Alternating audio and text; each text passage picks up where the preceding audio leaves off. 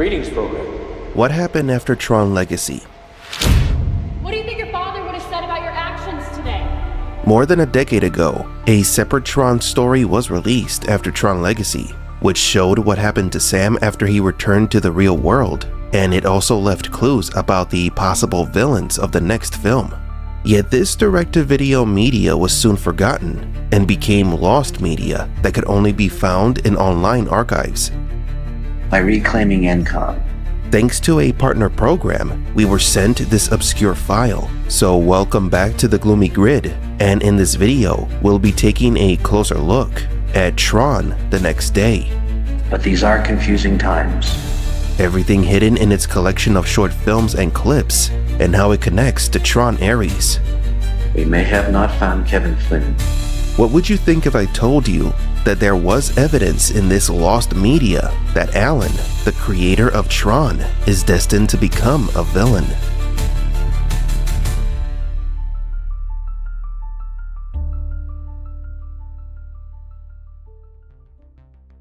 The origin of this lost media dates back to April 2011 as exclusive special features on the Tron Legacy Blu-ray. Fun fact, months before the Blu-ray's release, there were rumors that the disc would feature hidden clues about the next Tron film, maybe even a teaser trailer. The Blu-ray was released, and instead of a trailer, what was on the disc was a short film showing not only what happened after Tron Legacy, but also what the public perspective was during the events of the Tron films, revolutions about the user, and possibly the culprit behind Sam Flynn's disappearance. Now, what's on the video, and why has it been forgotten for so long? The Justice Department announced today that it will begin a full-on investigation into the underground movement known as Flynn Lives. Led by a mysterious online figure known as Zack Attack, this renegade group has been held responsible for acts of subversion against Encom. Although the short film is titled The Next Day, the story is really about the evolution of Kevin Flynn's character in the real world, from a technological visionary to an ideological figure fighting for people's freedom. The short film begins with protests on the streets carried out by a group who called themselves Flynn Lives. The alleged extremist group began online, people searching for any trail of the visionary Kevin Flynn, and the group quickly became a thorn in Encom's side. The origins of this group date back to 1989, after Alan Bradley, creator of the Tron program, took control of Encom to protect Sam's interests. While in power, Alan began secretly leaking company information and was also funding online groups to spread a single idea: Flynn Lives. We passionately believe that Kevin Flynn, visionary, digital pioneer, a man ahead of his time, is alive. After too many years of silence, our organization found the funding to extend a tradition that began soon after Flynn's arcade closed in 1990. That man, he is a programmer, and we worship him. Yeah, baby,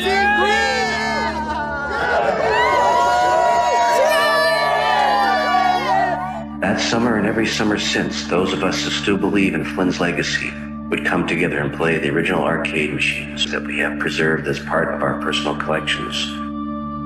And thanks to an anonymous donor who goes by the name of Isolated Thinker, we've been able to show the public the power of the work of Kevin Flynn and get a whole new group of people back on the search to find out what really happened. But why? Why would Tron's creator fund a group that attacked his company? And what do they mean by Flynn Lives? Mom, it's doing it again. To understand this, we must go back to the beginnings of Encom, the company that began in someone's garage with the dream of changing the world through video games and computers, but little by little was transformed into something else. Encom was an epicenter of creativity that switched focus to solely profits. It often happens with major companies that begin as privately owned and then go publicly traded. When Flynn took control of Encom, the company was already a mega corporation that was corrupted by the ambitions of the shareholders and Ed Dillinger, who were pushing for company restructuring to take advantage of the growth of its stocks in the financial market. One thing you need to understand is that the soul of Encom was its developers, who dreamed of changing the world, but its strength lied in the suits. Like Dillinger, those who were willing to use the creativity of the developers to control the world. And they did. Your plan represents everything Flynn was against. That spirit totally got away from the top brass. So we're all writing Flynn off. You'll have my resignation by the end of the day. How many employees are you letting go? With Flynn gone, we were no longer in the video game business. It was all corporate. In November 1990, Kurt Hartington called for a restructuring of Encom. He declared that the state of the company is unsustainable and that it cannot continue without a clear strategy. It was then that Encom's founders and developers were fired. The company's creative force was thrown out like garbage, and the company shifted its priority to seeking efficiency and improving existing programs. But while Encom was turning into a shadow of its former self, Alan Bradley, along with a hacker codenamed Zack Attack, continued to expose the possible truth that Flynn might still be alive. And in 1997, something unexpected happened. A computer virus named Flynn Lives spread throughout the world, and within a few days, more than 40 million computers were infected, making it one of the most effective and mysterious viruses in computer tech history. This was no ordinary virus. It wasn't intended to destroy files or steal information. It was a hidden message, a reminder installed into all PCs around the world, almost as if someone were trying to revive a legend from the depths of the grid. And it worked. For one moment to the next, Kevin Flynn's name was back in the headlines. Then a few years later, Kevin Flynn's son Sam joined the Flynn Lives movement and went on pranking Encom, challenging the company from within to the world. Flynn came back.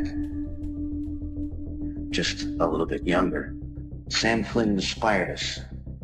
Every year, he'd find a new way to infuriate Encom's board with his pranks. He started doing the work that we had almost given up 10 years ago. Be free. Now I got you. Don't sweat it. Your boss is okay with it. The hell he is. Your boss works for the CEO, and the CEO works for the shareholders. Now, do you know who the biggest shareholder is? I don't know, some kid. You're Mr. Flynn? Why?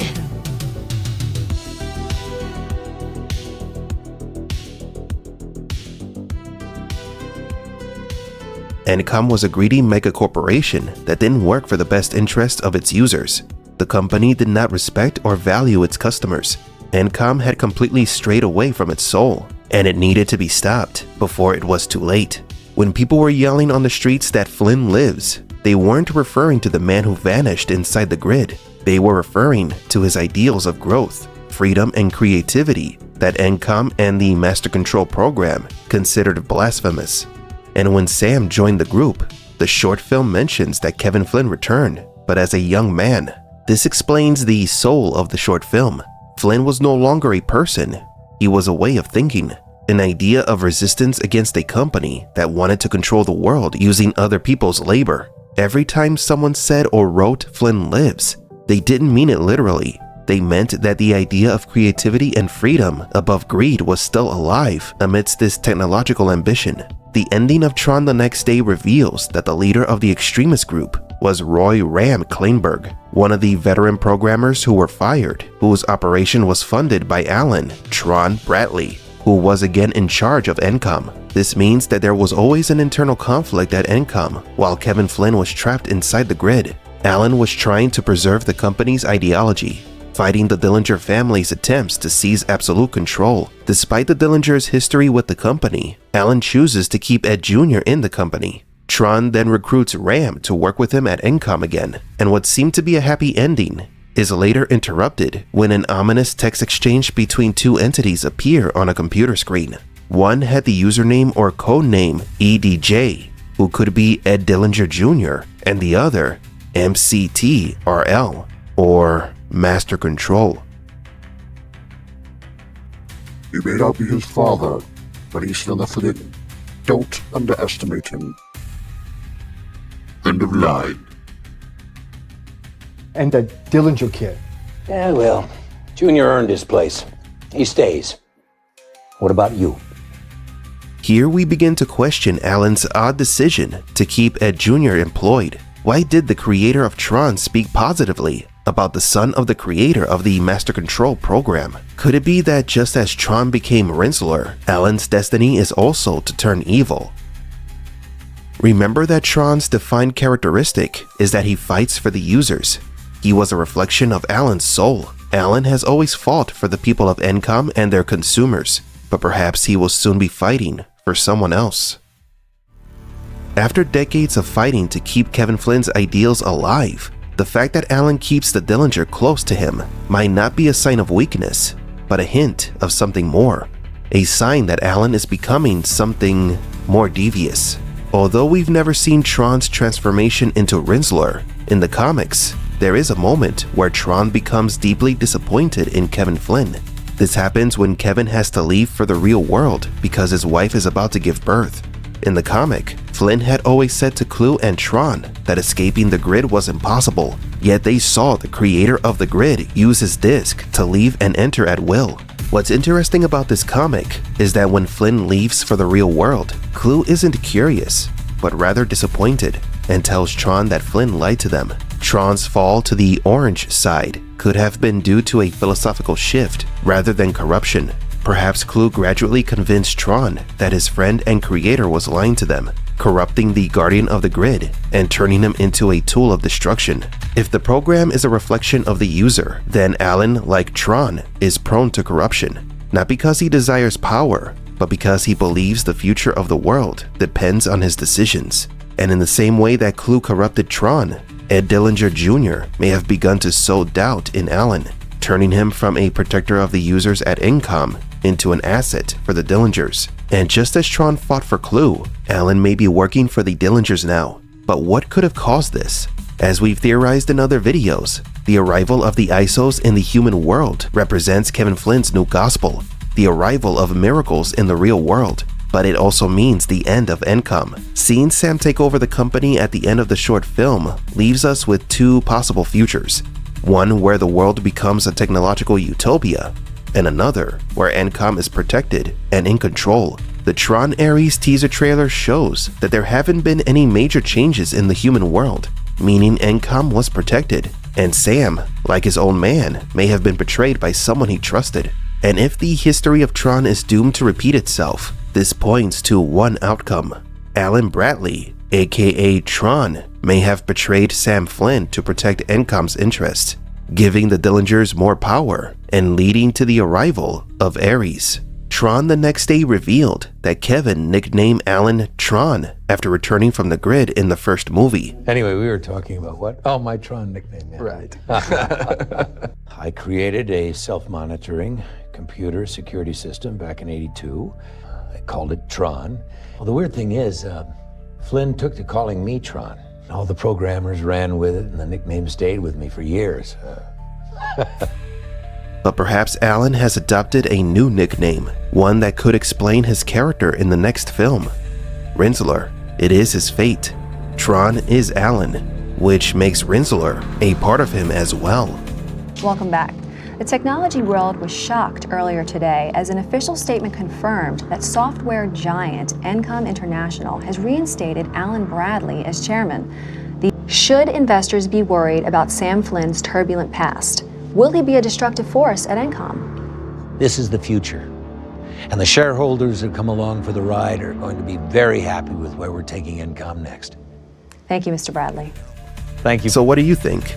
Is the connection between Tron Legacy and Tron Ares Alan Bradley's betrayal of his best friend's son? Will Alan become Rinsler in the human world? I'm a gloomy geek, and don't forget to like and subscribe. A user has entered to the channel Gloomy Geek. Reality suspended. All systems fragmented. Accessing file. Kevin Flynn, wake up. You are a user. You were never meant to obey.